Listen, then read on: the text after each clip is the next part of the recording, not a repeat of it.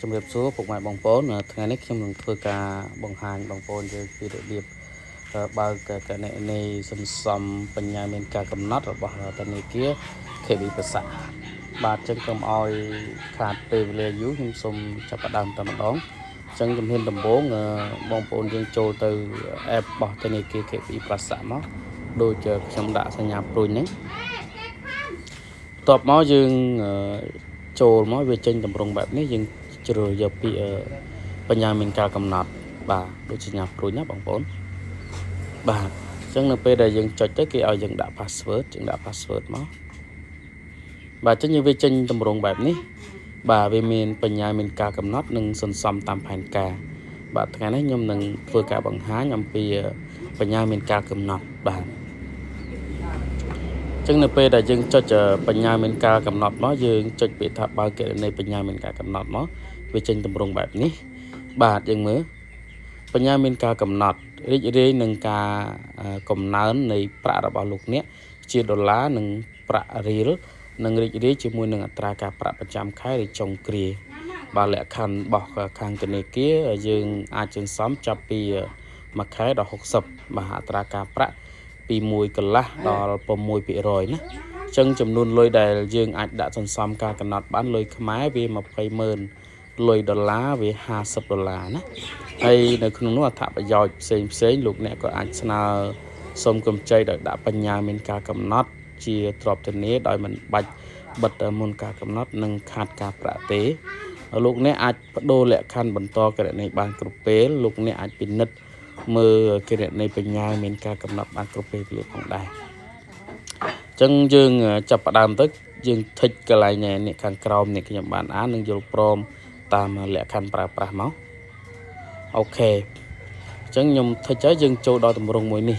តើទៅនឹងការសន្សំយើងមាន2មានលុយខ្មែរនិងលុយដុល្លារបាទអញ្ចឹងក្នុងឧទាហរណ៍នេះខ្ញុំសន្សំជាលុយដុល្លារទេខ្ញុំដាក់$4000ហើយ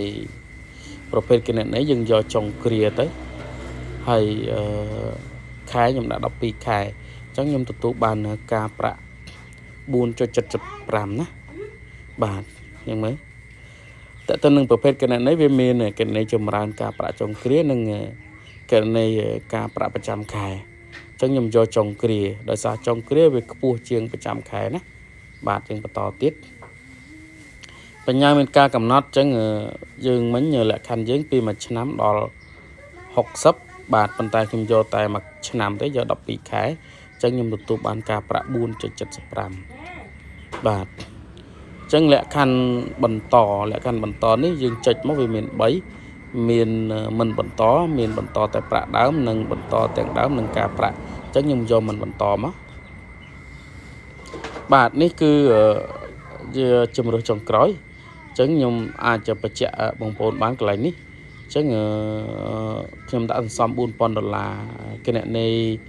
ប្រភេទគណនីខ្ញុំយកគណនីចម្រើនការប្រាក់ចុងគ្រារយៈពេល12ខែខ្ញុំទទួលបានការប្រាក់ពីធនាគារ4.75ហើយលក្ខខណ្ឌបន្តនេះគឺខ្ញុំយកមិនបន្តអញ្ចឹងខ្ញុំអាចមើលដឹងសង្ខេបអញ្ចឹង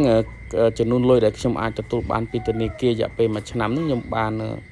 $188.44ដែរអញ្ចឹងថ្ងៃដែលខ្ញុំទទួលបានលុយគឺនៅថ្ងៃទី6ខែ11ឆ្នាំ2026ហើយអត្រាការប្រាក់ប៉ាន់ស្មានខ្ញុំបាន$11.31អញ្ចឹងសរុបទឹកប្រាក់ដែលខ្ញុំទទួលបានក្រោយកាត់ពន្ធណាព្រោះតើទៅនឹងការសន្សំគឺរដ្ឋគេកាត់ពន្ធយើងអញ្ចឹងគេកាត់ពន្ធយើង6%ណាអញ្ចឹងទឹកប្រាក់ដែលខ្ញុំទទួលបានក្រោយកាត់ពន្ធគឺបាន$177.13អូខេអញ្ចឹងខ្ញុំចុចបើកឥឡូវមកប៉ុន្តែនៅក្នុងនេះពេលដែលខ្ញុំចុចបើកឥឡូវវាអត់មាននេះទេវាអត់ដោយថាវាថារបស់ខ្ញុំនឹងគណនីរបស់ខ្ញុំនឹងមានសមតុល្យអត់គ្រប់គ្រាន់បាទអញ្ចឹងបើសិនជាបងប្អូនដែលមានសមតុល្យគ្រប់គ្រាន់នៅពេលដែលយើងចុចបើកឥឡូវទៅវាអាចជោគជ័យហើយបងប្អូន